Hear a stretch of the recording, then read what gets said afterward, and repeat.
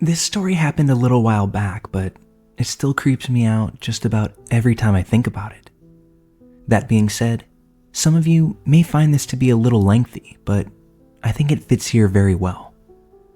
I'm an adult male with a tall build at around 250 pounds, and I live with my dog. My neighborhood is considered one of the nicer ones in my city, but it isn't without its share of crime incidents. Most of these tend to be car break-ins where people are looking for easy grabs left in plain sight. And in some of the worst cases, the rare robberies of college students not from the area, or people walking around who are otherwise not paying attention to their surroundings. Growing up, I lived in much rougher parts of the city, so being alert and observant has always been second nature to me, especially at night. So much so that when my dog and I go for his nightly walk, he knows that it's all about the business of doing his business and doing it quickly, with as little dilly-dallying as possible. On this particular evening, I was running late with a work project that had to get completed on time, and our walk was delayed about an hour past our regular time to nearly 10 o'clock p.m. I absolutely hate going out too late. Already feeling anxious about missing our regular time when other dog owners are out doing the same thing, something told me to make sure that I carried this time. So after I got my dog in his harness and out the door, we started on our usual walk up the street, moving at a slightly more brisk pace than usual. At this hour, the street is completely empty of pedestrians or car traffic, just eerily quiet. We get about halfway up the street before we start sniffing around for a good area. That's when I spot a red pickup truck flying down the street well over the speed limit. The truck eventually comes to a screeching halt in the middle of the street, about 30 feet ahead of us. As soon as he hit the brakes, I quickly walked us a little further up as to put a row of the sporadically spaced parked cars on the street in between us, and then continue walking all the while maintaining eyes on the truck. As we walk by, the driver's side door opens and a guy gets out. He's bent over and coughing profusely, like a lot, and hacking up spit and whatnot in the middle of the street while holding on to the inside of the truck door with tinted windows. My dog and I both keep our eyes on this guy as we're walking past, no more than about 25 feet away from him. He then looks up at me while still keeping one arm inside the car door and says, "Hey, can you come here for a second?" Without breaking stride, I say, "Yeah, no way, man," while rotating my body and walking backward as we pass him, as to not turn my back to him. While still backing away on our path, I do ask him what's wrong. That's when he says, "I'm not feeling well. Can you please just come over here?" While still backing away, I tell him no, plainly, matter-of-factly, and that he can pull into any of the parking spaces on the side of the street and rest there until he feels better, or that I can call him an ambulance if he's really that bad off. Upon hearing this, his face instantly contorted and went into what I can only consider a snarl. He was also suddenly no longer having coughing fits or under any sort of visible physical distress. Clearly pissed that I wouldn't cooperate, he then closes the door slightly, but so that it's still ajar, and his arm that was behind it is concealed behind his back now. That's when he starts towards us, saying, "Please come here, sir. I told you that I wasn't feeling well." I then clip my dog's leash to my belt and get parallel against the side of a large SUV parked on my side of the street, leaving what I would guess is about 10 to 15 feet between us. I also move my hand behind my back to my waistband and tell him that's close enough while standing my spot behind the vehicle.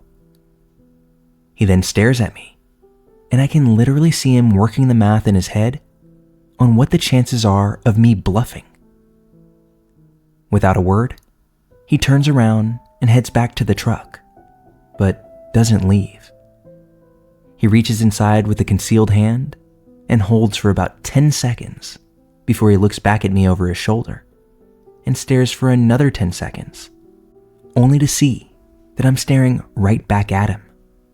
I haven't left my position next to the buffer vehicle, and I haven't turned my back to him. He says something to someone else in the passenger seat who's obscured by the tint, and then very quickly hops in, slams the door shut, and speeds off back up the street into the night. Upon later examination, I can only guess that dude was going to try to rob me, or something worse. But I think that both me and my dog played our parts to the T. If I could go back, I don't think there's anything that I would change, except for making a little bit more time earlier in the night to take my dog out.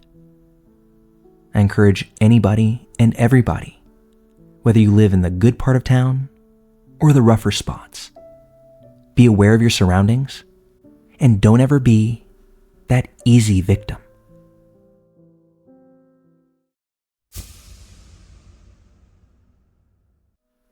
So this happened to my mom maybe 3 or 4 years ago. My mom is no longer with us. She passed away, but she was maybe 40 at the time of this happening. She was a very pretty woman, looked young for her age. She even had instances of total strangers proposing to her out of nowhere. Everyone seemed pretty much obsessed with her.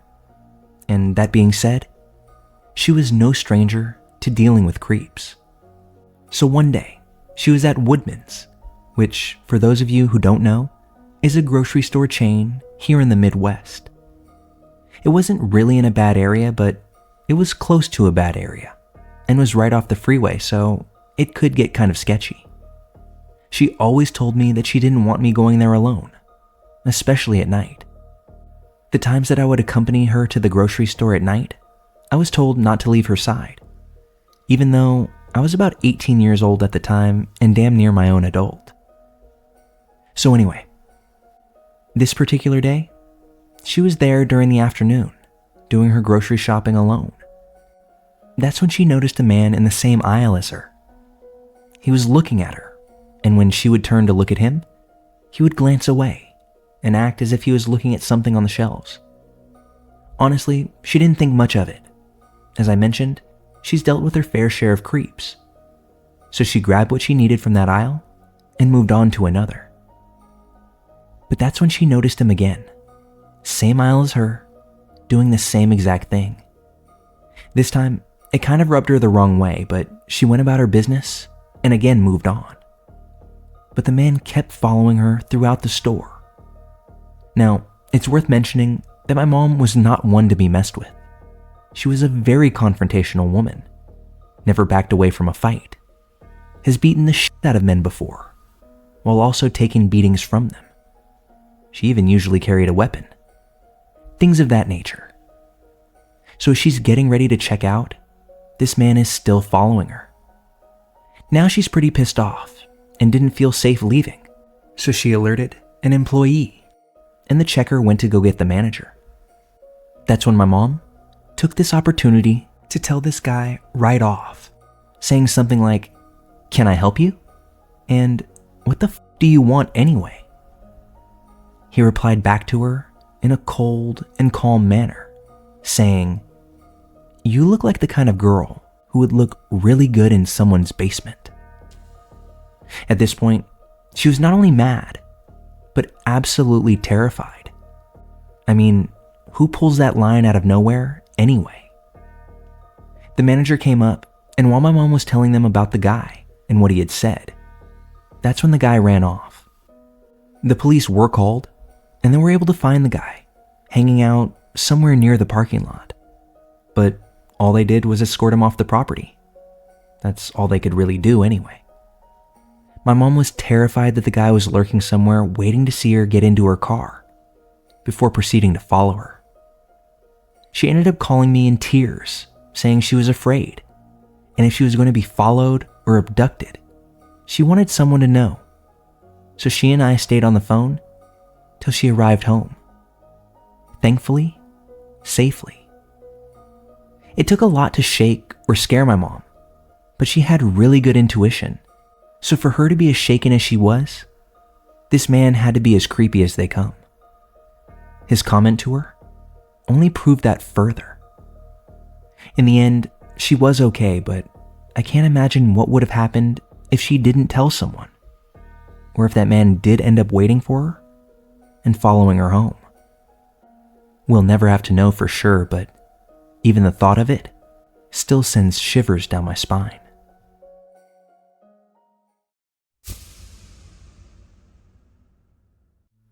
Fair warning, this story has some graphic details built into it. I want to get this out there because it's been heavy on my shoulders for over a year now.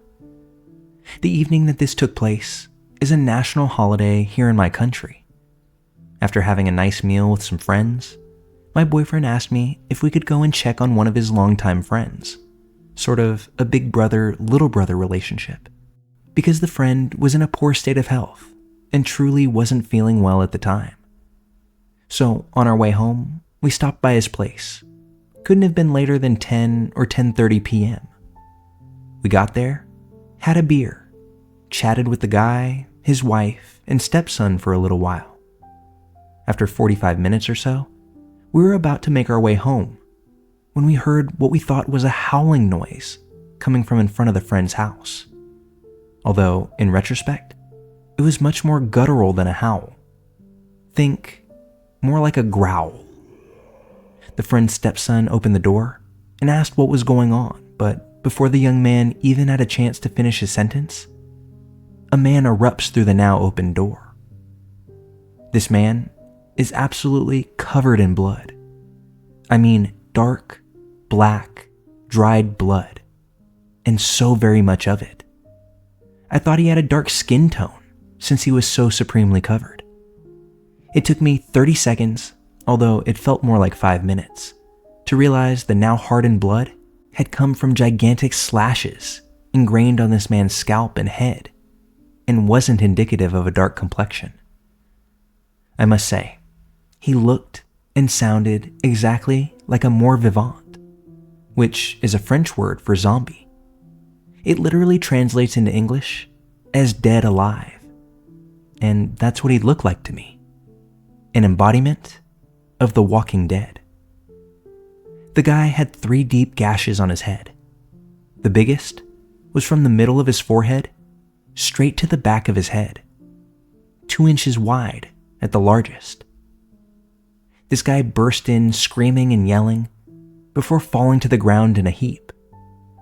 That's when everybody just freezes, almost like in a movie. I think that both myself and my boyfriend snapped out of the haze at the exact same moment because we sprang into action. We grabbed the guy, who appears to be in shock now, by the legs and arms and rush him out to our car. Once he's in the passenger seat, we get in and take off down the road. We had put him in the front seat so that my boyfriend could drive, and I could focus on keeping this guy awake and with us. I can't really explain what was going through my mind, but I knew that if we weren't on our way to the hospital right away, there was no way this guy was going to make it. I called 911 the minute we got on the road so that they could send an ambulance to meet us on our way to the hospital. But the dispatcher on the phone asked me to pull the car to the side of the highway and just wait for paramedics to arrive. I knew there was no way we could do that without potentially costing this man his life. I mean, for God's sake, he was dying in my arms already. We got to the hospital before the ambulance and before the police. But as soon as we pull into the lot, there were medics and nurses waiting for us. They helped the man out of the car and into the hospital right away. The police arrived shortly thereafter and interviewed us to learn what had happened. As we're being talked to, one of the medical staff alerts both us and the police that the man has fallen into a coma. This was before the police could even speak to the man. And from that moment on, it felt like the police began procedures for a homicide investigation. And because we were the only other parties present, we were considered either witnesses to a possible murder or the prime suspects for said murder. They finally ended up letting us go home around 4 a.m. However, the cops did ask us to come to the station the next day for further questioning. Once there, they did let us know fairly early on that they were now aware that we had nothing to do with whatever crime had been committed against the man. They also informed us that the guy had pulled out of his coma early in the day, but by the time they had made it back to get a statement, he had exited the hospital and left in a cab, with his destination being who knows. They said that it was likely that the man had sustained those injuries and wounds from a machete attack, potentially stemming from gang-related violence. And the only reason that he survived, in addition to us getting him to the hospital, was the fact that he was on a considerable amount of heroin when he was assaulted. This, in effect, slowed his heart down so much so that it kept him from bleeding out. Had he not been on the drugs, he likely would have passed without ever having made it to the hospital. I can tell you now that I will never forget that night, that blood, the zombie man, and those screams. The only thing that provides me comfort is knowing that I did everything within my power to save a life.